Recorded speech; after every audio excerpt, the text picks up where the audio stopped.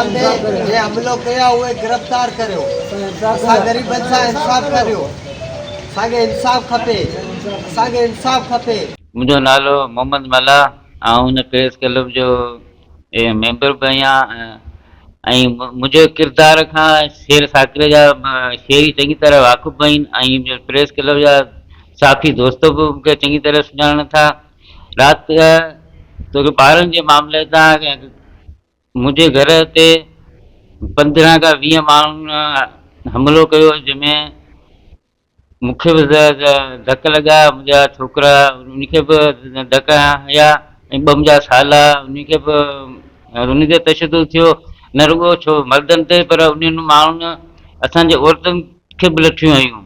इन जे लाइ असां ख़ासि करे SSB ठठे खां मुतालबो थो करियां त असां सां इंसाफ़ कयो वञे ऐं असांखे जेके जवाबदार आहिनि उनखे फौरी तौर ते गिरफ़्तार करे असां सां इंसाफ़ कयो वञे। जी हा, इंसी कटाई आहे ऐं पुलिस साकिरे जी इहा महिरबानी कई आहे जो असांजा 2 माण्हू बि विहारे छॾिया आहिनि ऐं ज़ख़्मी बि असांजा जा आहिनि।